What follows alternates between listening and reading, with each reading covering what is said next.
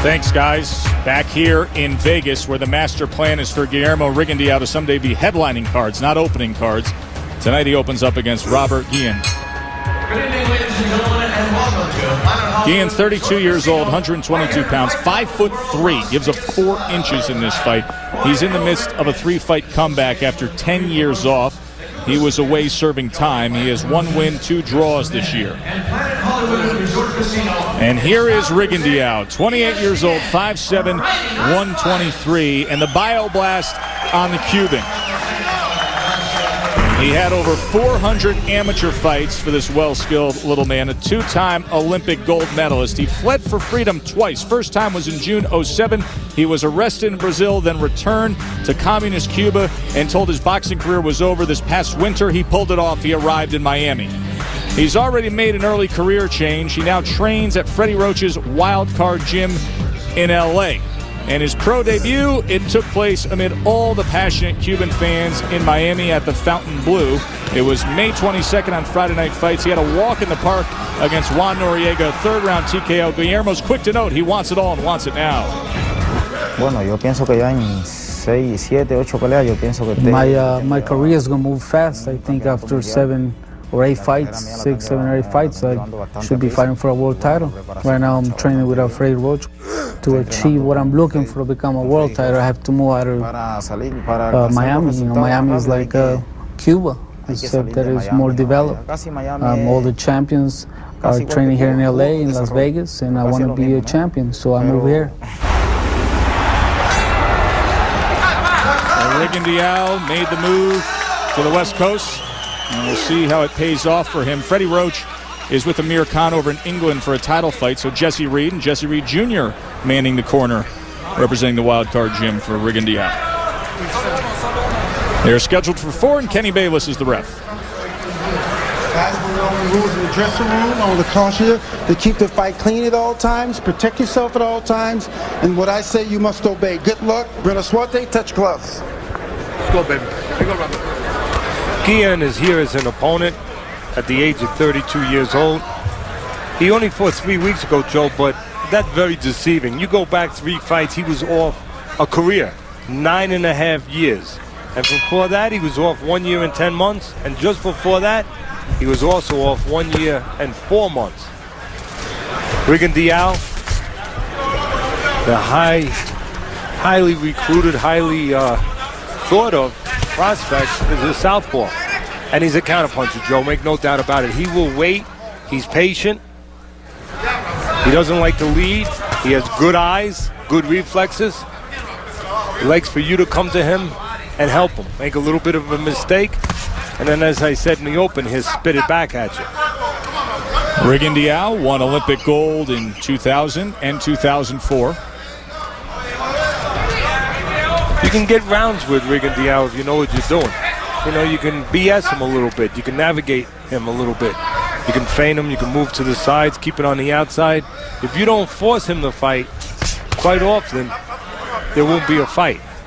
And then you get maybe a little bit of a chance to hustle later on. Maybe steal portions of the round. That is a slip there. There was a sharpshooting left hand from Rigondeaux earlier that was impressive. That was a slip. You probably love Rigondeaux at the kitchen table, at the dining room table, because at least our parents would, you know how our parents were, they didn't want you to waste anything, you know, Joe? Rigondeaux, he doesn't waste anything. He's not going to throw something unless he's pretty sure it's going to land. Left hand to the body. And again, you can see Rigondeaux does a good job of controlling range. He wants to be at a range where you're forced to come to him and make a mistake. And if you're going to be a good counterpuncher, if you're going to be a guy who depends on your opponent's offensive mistakes, what's that mean, Joe? Well, it means, you know, you have to good reflexes, good eyesight. You have to have a good defense. Because for the most part, that's going to create your offense, making the guy miss and then coming back.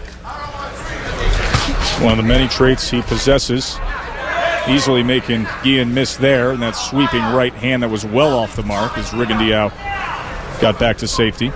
Guillen has had 2 draws in his last 2 fights. He's been a smaller man, Guillen. His first 5 fights were between 110 and 112 pounds. Rigondeaux, he turned pro at 122, and he's 123 tonight.